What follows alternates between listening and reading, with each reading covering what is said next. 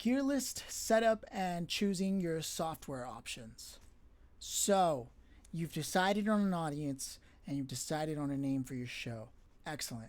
Now it's nuts and bolts, right? So, you can have a variety of options.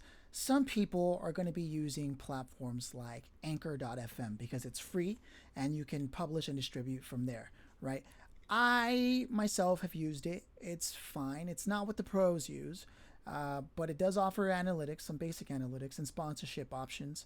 And for all intents and purposes, it gets the job done, right? That's one platform you can choose. And if you're going to be doing it through Anchor FM, which predominantly was created as a mobile app so that you can make podcasts on the go, it offers an opportunity for you to call somebody and they can chime into your line, and then you can use a tool like this iRig field mic, or an even higher quality mic is this Zoom Q7, right? These two are lightning adapter based, and they essentially work directly into the iPhone. You can hold them generally about this distance, right? Um, and some of these are the reason why they're field mics is because you can sort of back and forth the way you would a journalist. Alternatively, if you're going to be stationary and sitting at home, then you're going to have to use something like a USB mic, like this Blue Yeti here, which is one of the more standard microphones. It's got a USB and headphone jack right there, and this allows for you to connect directly to your computer, and you can use softwares like Zoom or Skype, things of that nature. And I'll get to more of like as to what software you should choose. I'm kind of just giving you the broad overview. Then I also have the mic that I'm using here. Now this is a studio condenser mic. And that's what I'm using there. This studio condenser mic obviously is far superior quality because not only does it matter the mic and something called noise floor, which means how much ambient noise it picks up versus how much it's able to detect just vocal signal, and how it creates the difference in quality. That's really where it's at. So whereas a Blue Yeti may have a smaller noise floor than these field mics in terms of which is what determines quality, but this condenser mic has the lowest noise floor, which makes for the best quality, and it's running through an audio interface, which I'll show you some examples of. But essentially audio interfaces are what interfaces between your microphone hardware and your computer. So it acts as a card that allows the computer to pick up the sound from that hardware. So that's why it's called an audio interface.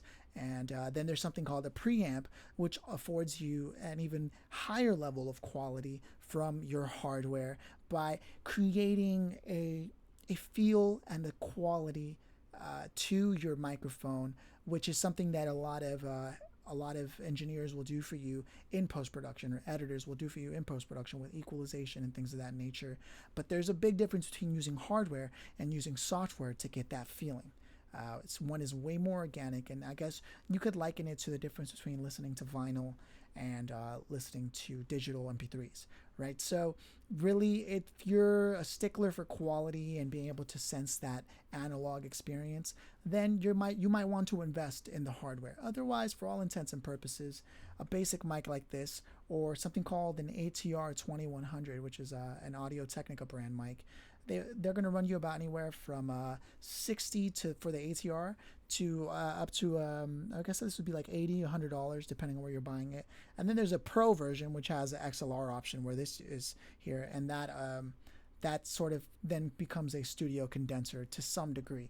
But if you're going to go that route, you might as well get a studio condenser mic like a MXL 990, because you want to stay within budget. I don't want you to break the bank doing this, but that's kind of the basics and the way it works when working with guests. And again, this is all for pre-production, right? This is before we're even getting started, nuts and bolts.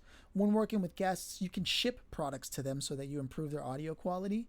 One of the fastest ways, hot tip, one of the fastest ways to lose an audience's attention span is to sit there and have them listen to poor quality audio. When you have your guest calling in, hey, yeah, no, it's great to be here. Well, when I started my business, or yeah, when I decided to write that song, or whatever your show is about, it really hurts the quality. It's not a make or break, but it does take away from the experience. So I would say one thing you could do, and this is just a hot tip, professional tip, is to qualify your audience for tech savviness. If you know that they aren't necessarily the most tech savvy and understand how to change an audio driver and things of that nature, or if you yourself aren't that tech savvy and you don't know how to change an audio driver either, hire someone who can help you do that and to be there for you. Or what you can do is if you are tech savvy and your guest is not, you can ship them materials and then send them a video, which I believe I do have that I'll share with you that I've made in the past. Otherwise, I'll just make a new one. And essentially what it is it'll walk someone through the basic idea of changing an audio driver from the standard built-in microphone or lack thereof on a computer or your laptop, and then switching it over to something like this. I don't take anyone's information for granted. Some people know it, some people don't. There's no such thing as a dumb idea when it comes to what I should know or what you should know about podcasting. So don't feel bad if you don't know that. This isn't a reflection of you. And don't feel superior if you think that's a dumb idea, because at the end of the day, this is a course to help people learn how to launch podcasting. So I believe that covers the basics for gear. When you have audio software options for recording, there are things like Zoom and Skype. Skype has some drawbacks. I know a lot of people who use the Skype as the way to hold a conference, but I personally don't use it. I believe it's more of a family tool. I know a lot of people try to use it for professional reasons, but that's what Zoom is for. And Zoom has really become a mainstay for video conference calls. And I'll be honest, I don't think that video conference calls are the best way to create visual content. It does help to put a face to the voice, but don't expect it to get so many views just because it's a video version of your podcast when it's just two people, two squares side by side, and that's the interaction. That's not what a visual medium does to allure and attract people, but it will help at the very least offer a face to the voice. But at the end of the day, Zoom is a standard tool. It offers recording from both sides, so it minimizes digital drops, which is essentially, whenever you're on the phone and you're like, what was that? Sounds like the Matrix. Those are called digital drops, and that's something that's it's a work hazard when you're doing a remote recording. If you're on location, it's a little different, and you can use field recorders. I don't have it on me. I let somebody borrow it, but it's a Zoom H6, and it's a 4-channel audio track recorder, and that takes a lot of setup, and maybe I'll make a video on that later. But for now, just understand that from what I gather, most people who are watching this course will be doing remote podcasting. If you do on-location podcasting, you can reach out to me for further advice about that. So there's also a new platform called Riverside.fm. That's the website. You go there and you can use their tools.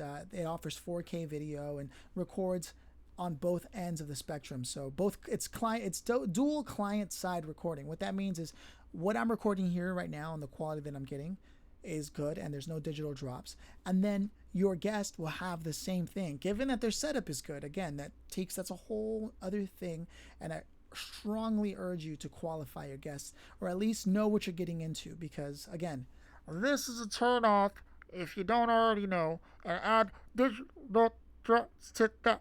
You don't want that. You'll lose people's attention span, and it's already limited.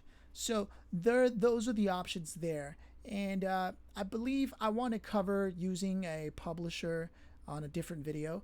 But for now, I believe that is all you really need to know for now as far as software goes. And the reason why I did talk to you about one publisher, which was Anchor, is because Anchor in itself allows you to record the podcast through the software itself, and it's a free software. That's the only reason I brought it up in this video, as opposed to later when deciding to choose a publisher or distributor, which will be a video coming up soon.